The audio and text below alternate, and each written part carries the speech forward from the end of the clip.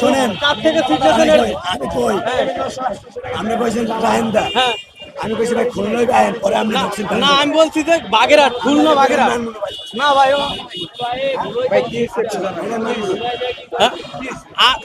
আরে ভাই আমি যাবো ভাই, আমি যাম রায়ন্দা ভাই। আপনি আমার আমি রাহেন্দা গেলে আমি খুলনা গেলে যাবেন না। খুলনা, এটা যাবে খুলনা, রান্দার গাড়ি আলাদা।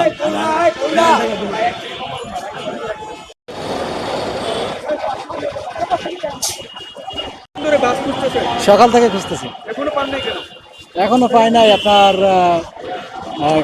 অবশ্যই কালকে একটা টিকিট পাইছিলাম, টিকিট পাওয়ার পরে ওরা বললো যে গাড়িটা আসবে না, অতিরিক্ত ভাড়া নেওয়ার কারণে সেনাবাহিনী নাকি তাদেরকে ধরে নিয়ে গেছে। পরে আবদুল্লাপুর থেকে সায়দাবাদ আসলাম, সায়দাবাদ আসলে এখনো ঘুরতেছি, টিকিট পাই নাই। এখানে কি সিন্ডিকেট কাজ করতেছে? অবশ্যই সিন্ডিকেট কাজ করতেছে। দালালের চক্রে পড়ছে? হ্যাঁ অবশ্যই পড়ছি, একটু আগেও পড়ছি। কিরকম দালালের চক্রে পড়ছে? আমাকে আপনার বললো যে আমি তো যাবো সাতক্ষীরা শ্যামনগরে, তো আমাকে বললো যে আপনি ইসে মানে আমি টিকিট কাটলাম খুলনা থেকে যাবো বলে। তো খুলনা টিকিট কাটা ওরা আমাকে যে গাড়িতে টিকিট দিছে এই গাড়িতে না, অন্য একটা লোকাল গাড়িতে ওঠানোর চেষ্টা করছে। পরে আমি টাকা ফেরত নিয়েছি। তো ওরা আমার কাছ থেকে নিচে হচ্ছে আপনার 900 টাকা, ওরা ওখানে ভাড়া বলতেছে যে 700 দেবো।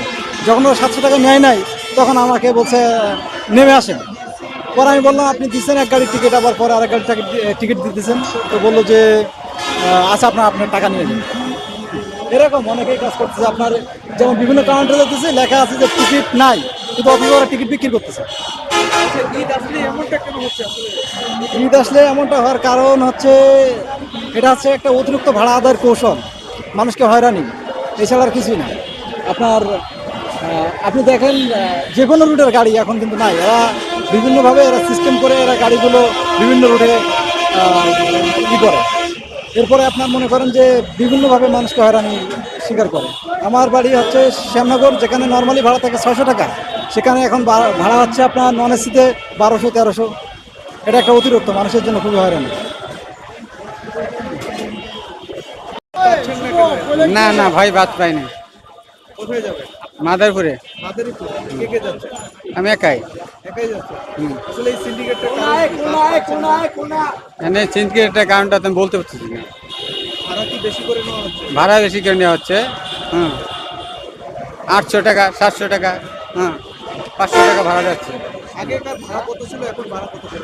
আগে তো 300 টাকা ভাড়া ছিল। 300 টাকা ভাড়া। তো টিকিটই পাওয়ার কায়দা নাই, দেখেন না কি অবস্থা।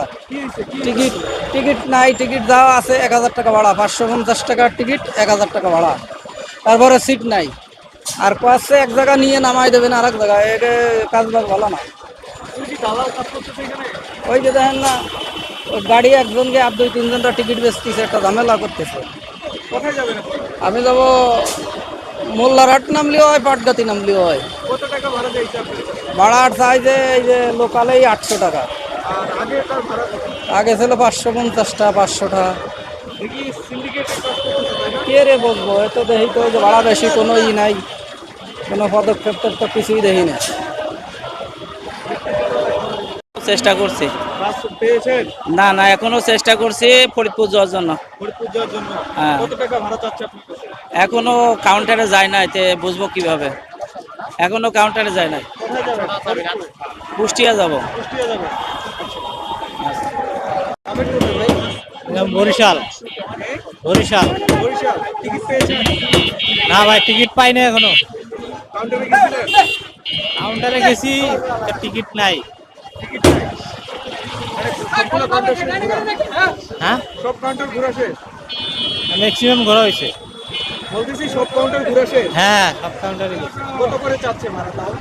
ভাড়া 1200, 1200। আগেকার ভাড়া কত ছিল? 600।